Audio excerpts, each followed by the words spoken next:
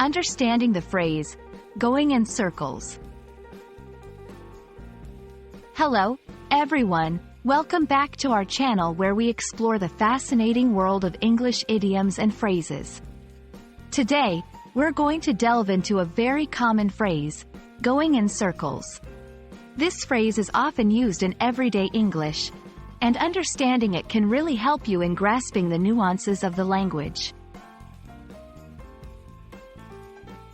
The phrase, going in circles, is used to describe a situation where someone is making no progress towards their goal, despite putting in a lot of effort. It's like walking in a circle. You keep moving, but you don't get anywhere new. This idiom is often applied in discussions about discussions, tasks, or even thoughts that are repetitive and unproductive.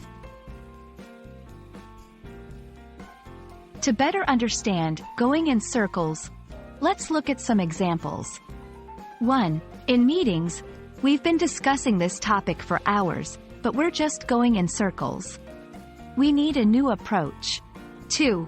In personal life, I keep thinking about what to do next in my career, but my thoughts are just going in circles. These examples show how the phrase can be used in different contexts to express frustration over a lack of progress. There are a few variations of this phrase that you might hear, such as spinning one's wheels, running around in circles. While they have similar meanings, each variation might appear in different contexts or regions. Now, let's try forming some sentences with this phrase. We've been going in circles trying to solve this problem.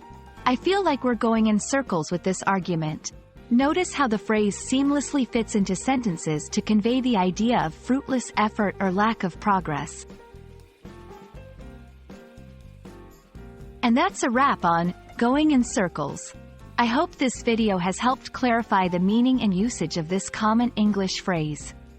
Remember, language learning is a journey. Sometimes you might feel like you're going in circles, but every step is progress. See you in our next video.